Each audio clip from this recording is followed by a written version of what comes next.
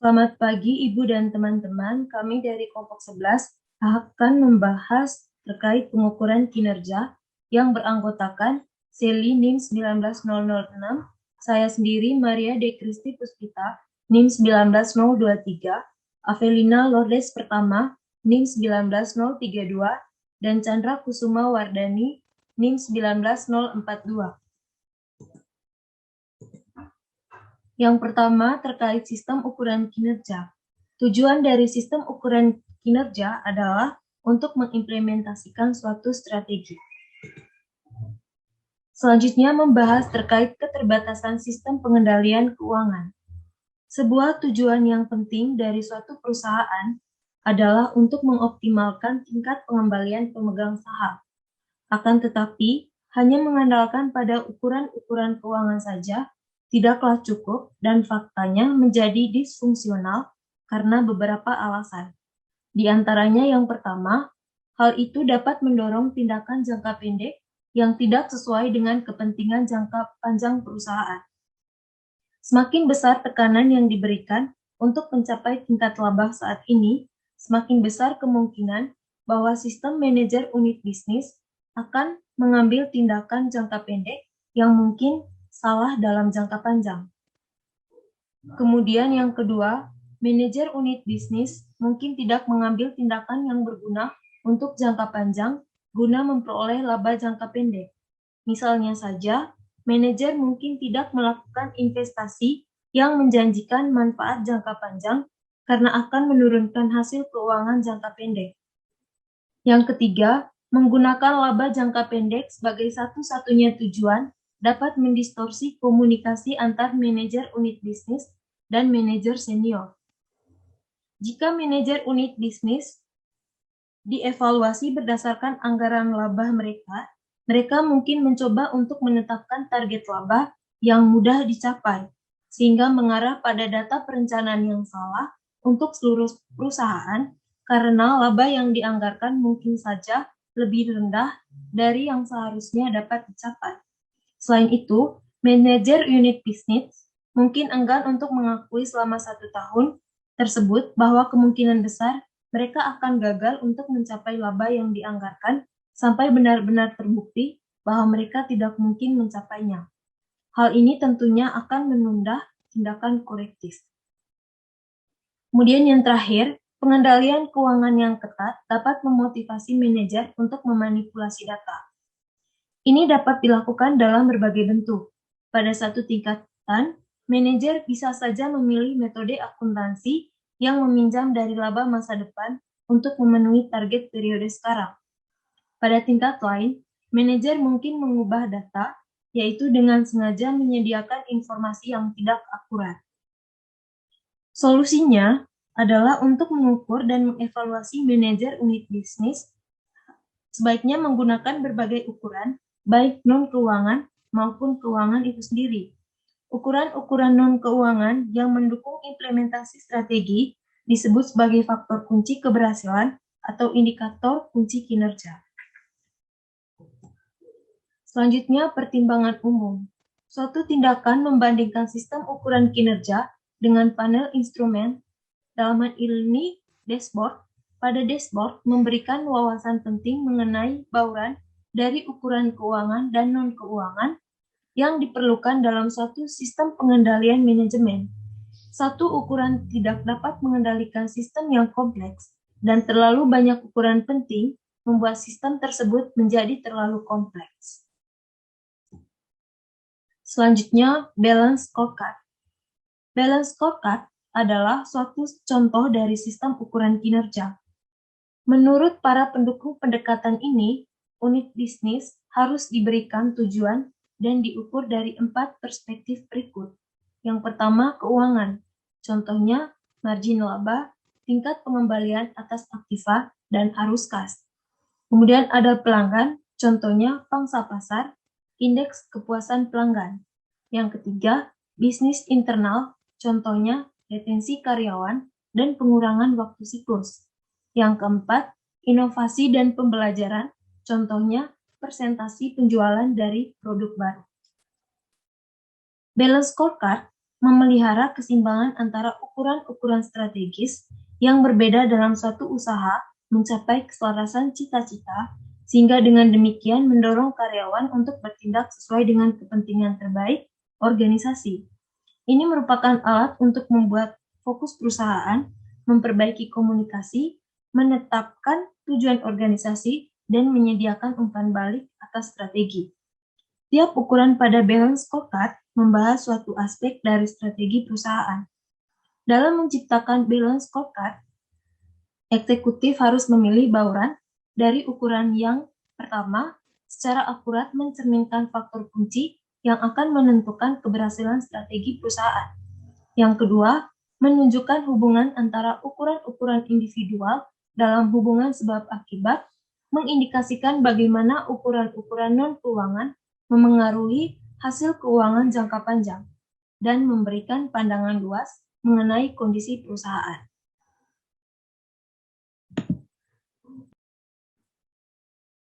Selanjutnya saya akan membahas terkait sistem penilaian kinerja pertimbangan tambahan.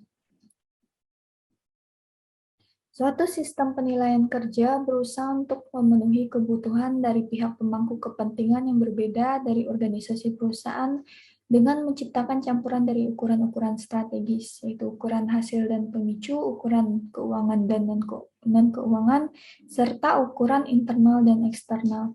Sekarang saya akan bahas tentang ukuran hasil dan pemicu. Ukuran hasil mengidentifikasi hasil dari suatu strategi, misalnya meningkatnya pendapatan. Nah, ukuran ini biasanya merupakan indikator yang terlambat yang memberitahu manajemen mengenai apa yang telah terjadi. Nah, sebaliknya ukuran pemicu merupakan indikator yang mendahului yang menunjukkan kemajuan dari bidang-bidang kunci dalam mengimplementasikan suatu strategi. Waktu siklus merupakan contoh dari ukuran pemicu, sementara ukuran hasil hanya menunjukkan hasil akhir. Ukuran pemicu dapat digunakan di tingkat yang lebih rendah dan mengidentifikasi perubahan-perubahan inkremental yang pada akhirnya akan sangat mempengaruhi hasil. Nah, ukuran hasil dan pemicu adalah sangat terkait. Nah, jika ukuran hasil mengidentifikasi bahwa ada suatu masalah, nah ukuran pemicu menunjukkan bahwa strategi tersebut diimplementasikan dengan baik, sehingga kemungkinan besar bahwa strategi tersebut perlu diubah.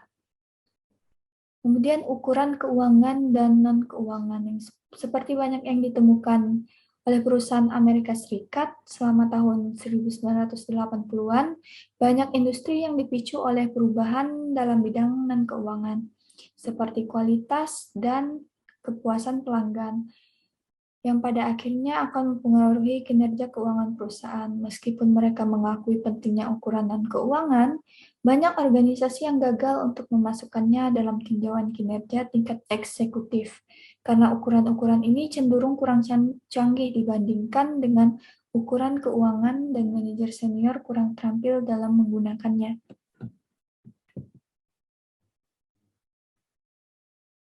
Selanjutnya, ukuran internal dan eksternal. Nah, perusahaan harus mencapai keseimbangan antara ukuran-ukuran eksternal seperti kepuasan pelanggan dan ukuran-ukuran dari proses bisnis internal seperti hasil produksi.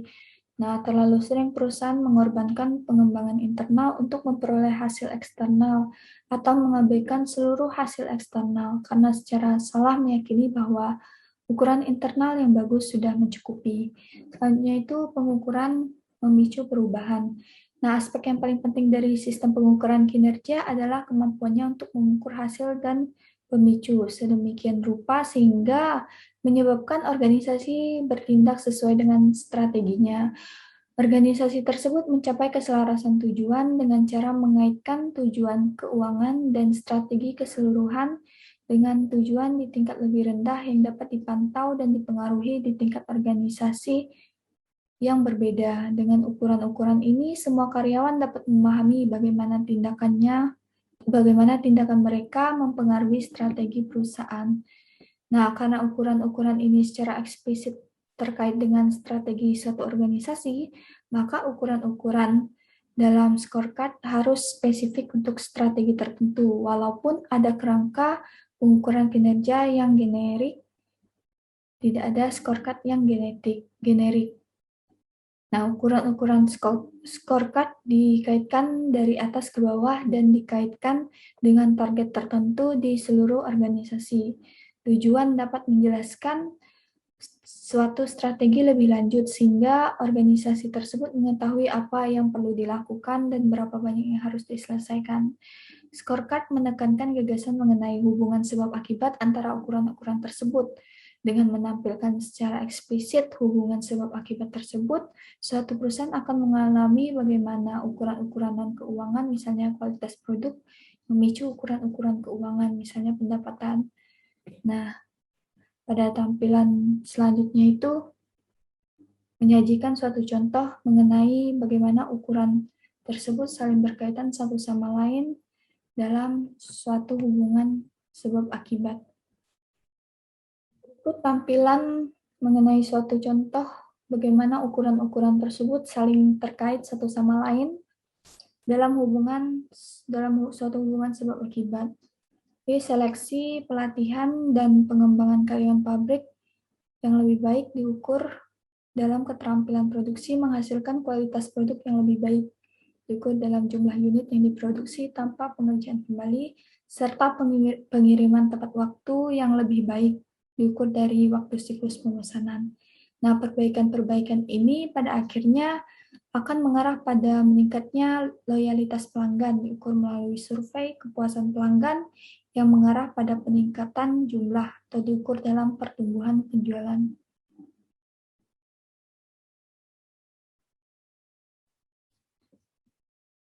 Baik hubungan ini dipahami, maka semakin siap pula setiap individu dari organisasi untuk memberikan kontribusi secara langsung dan jelas terhadap keberhasilan strategi perusahaan. Selanjutnya yaitu faktor kunci keberhasilan. Variabel kunci yang berfokus pada pelanggan meliputi yang pertama pemesanan. Di sebagian besar unit bisnis, beberapa aspek dari volume penjualan adalah variabel kunci. Idealnya, ini adalah pesanan penjualan yang tercatat, karena perubahan yang tidak terduga dalam variabel ini dapat berakibat pada masa depan seluruh bisnis tersebut. Karena pemesanan mendahului pendapatan penjualan, maka pesanan merupakan indikator yang lebih baik dibandingkan dengan pendapatan penjualan itu sendiri. Yang kedua itu pemesanan tertunda. Nah, sebagai suatu indikasi mengenai ketidakseimbangan antara penjualan dan produksi, pesanan tertunda dapat menandakan ketidakpuasan pelanggan. Lalu yang ketiga itu pangsa pasar. Kecuali jika pangsa pasar diamati secara ketat, penurunan dalam posisi kompetitif suatu unit bisnis dapat dikaburkan oleh peningkatan yang dilaporkan dalam volume penjualan yang disebabkan oleh pertumbuhan industri secara keseluruhan. Lalu yang keempat itu pesanan dari pelanggan penting. Nah, dalam unit bisnis yang menjual produknya secara retail, pesanan yang diterima dari pelanggan-pelanggan penting seperti departemen store besar, supermarket, pesanan lewat pos dapat mengindikasikan di awal mengenai keberhasilan suatu strategi pemasaran. Selanjutnya yaitu kepuasan pelanggan. Hal ini dapat diukur melalui survei pelanggan, pendekatan pembeli misterius, dan jumlah surat keluhan. Lalu retensi pelanggan. Hal ini dapat diukur melalui lamanya hubungan dengan pelanggan. Lalu yang terakhir itu loyalitas pelanggan. Hal ini dapat diukur dalam pembelian berulang, referensi yang diberikan oleh pelanggan, dan penjualan ke pelanggan tersebut sebagai persentase dari total kebutuhan itu untuk produk dan jasa yang sama.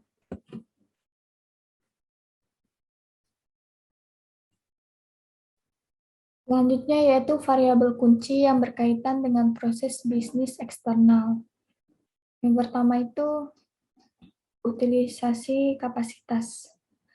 Nah, tingkat utilisasi kapasitas sangat penting dalam bisnis di mana biaya tetap adalah tinggi. Misalnya dalam suatu hotel, persentase kamar yang terisi setiap harinya, tingkat hunian adalah ukuran utilisasi kapasitas. Yang kedua itu pengiriman tepat waktu, yang ketiga itu perputaran persediaan, yang keempat itu kualitas. Nah, indikator dari kualitas mencakup jumlah unit cacat yang dikirimkan oleh pemasok. jumlah dan frekuensi dari pengiriman yang terlambat, jumlah komponen dari suatu produk, persentase hasil, bahan baku sisa, pengerjaan kembali, kerusakan mesin, jumlah saran karyawan, jumlah keluhan pelanggan, tingkat kepuasan pelanggan, dan sebagainya.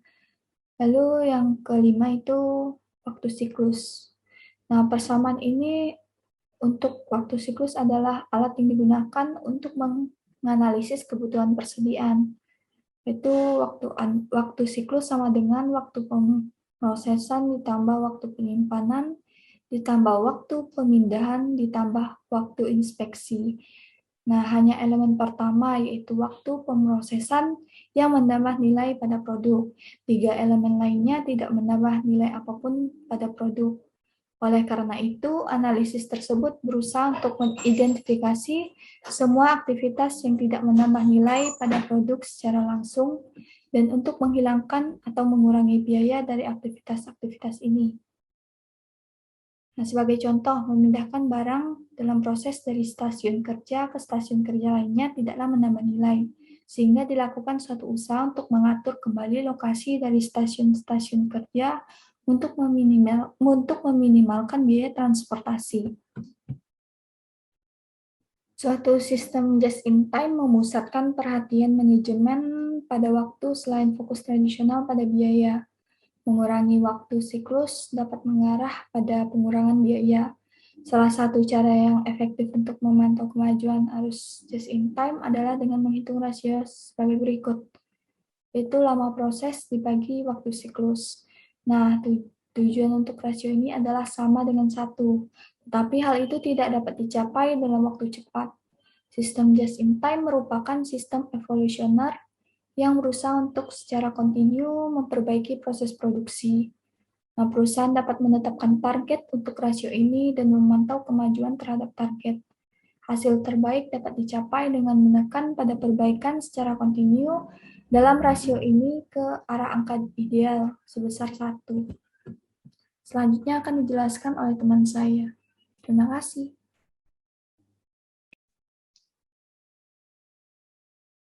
Selanjutnya itu implementasi sistem pengukuran kinerja. Yang pertama ada mendefinisikan strategi. Hal penting dalam mendefinisikan strategi organisasi adalah bahwa tujuan organisasi diwujudkan secara eksplisit dan target telah dikembangkan. Untuk perusahaan dalam satu industri, scorecard sebaiknya dikembangkan di tingkat korporasi dan kemudian diturunkan ke tingkat fungsional dan tingkat di bawahnya. Akan tetapi, untuk perusahaan multibisnis, scorecard sebaiknya dikembangkan di tingkat unit bisnis, di mana departemen fungsional dalam suatu unit bisnis memiliki scorecard di bawah tingkat itu diselaraskan. Selanjutnya ada mendefinisikan ukuran ke dalam mendefinisikan ukuran dari strategi. Guna mendukung strategi yang telah dinyatakan, hal yang dilakukan yaitu mengembangkan ukuran-ukuran dari strategi. Organisasi harus fokus pada beberapa ukuran kritis atau manajemen akan kelebihan beban ukuran. Hak pentingnya bahwa masing-masing ukuran individual dapat dikaitkan satu sama lain dalam hubungan sebab akibat. Yang ketiga, mengintegrasikan ukuran ke dalam sistem manajemen. Scorecard harus diintegrasikan baik dengan ukuran formal maupun informal dari organisasi, budaya, serta praktik sumber daya manusia.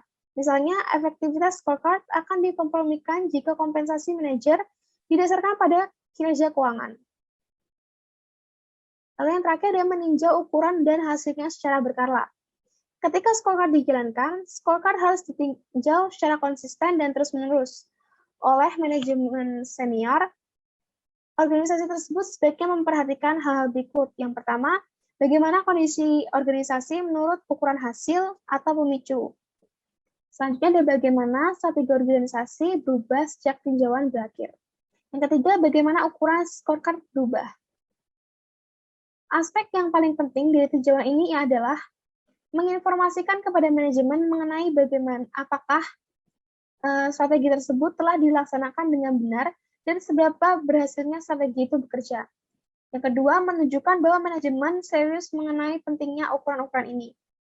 Yang ketiga, menjaga agar ukuran-ukuran tersebut sejajar dengan strategi yang selalu berubah. Yang terakhir, memperbaiki pengukuran.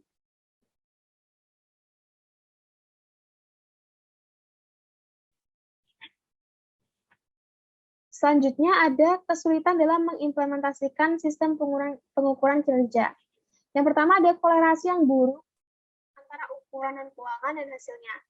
Masalah ini timbul karena ada asumsi yang melekat bahwa profitabilitas masa depan mengikuti pencapaian ukuran individual.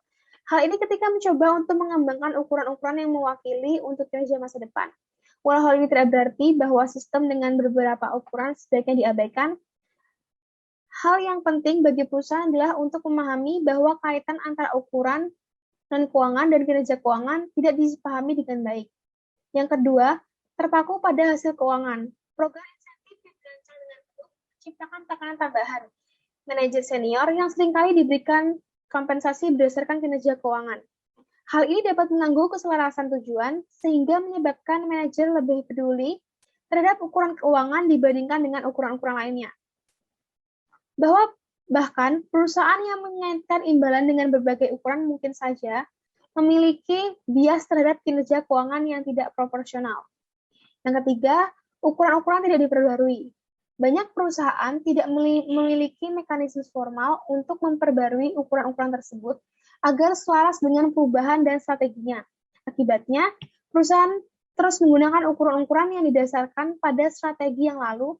Selain itu, ukuran-ukuran tersebut sering menimbulkan kemalasan, terutama ketika orang mulai merasa nyaman menggunakannya. Selanjutnya ada terlalu banyak pengukuran. Manajer kadang-kala mengabaikan ukuran-ukuran yang penting untuk memantau pelaksanaan strategi. Jika terlalu banyak ukuran, maka manajer sering beresiko kehilangan fokus karena mencoba untuk melakukan banyak hal pada waktu yang sama. Selanjutnya ada kesulitan dalam menetapkan trade-off. Beberapa perusahaan menggabungkan ukuran keuangan dan non-keuangan dalam satu laporan dan memberikan bobot pada masing-masing ukuran tersebut. Namun, kebanyakan scorecard tidak memberikan bobot yang eksplisit kepada masing-masing ukuran ini. Tanpa pembobotan semacam itu, scorecard sulit untuk menentukan pertukaran antara ukuran keuangan dan non-keuangan. Selanjutnya ada praktik-praktik pengukuran. Yang pertama, jenis ukuran. Studi Lingle dan Skiman menemukan bahwa 76% dari perusahaan responden memasukkan ukuran-ukuran keuangan, operasi, serta kepuasan pelanggan dalam tinjauan manajemen reguler. Tetapi hanya 33% yang memasukkan ukuran-ukuran inovasi serta perubahan ukuran dalam tinjauan reguler. Yang kedua, kualitas dari ukuran. Kebanyakan perusahaan responden memiliki ukuran-ukuran operasi dan kepuasan pelanggan, dan lebih dari 79% perusahaan menganggap bahwa informasi ini bernilai tinggi. Sayangnya, seringkali terdapat perbedaan besar antara nilai yang dilihat dari ukuran-ukuran ini dan kualitas dari informasi yang dihasilkan. Dan yang terakhir, hubungan ukuran dengan kompensasi. Sebagian besar sistem manajemen mengaitkan ukuran keuangan dengan kompensasi.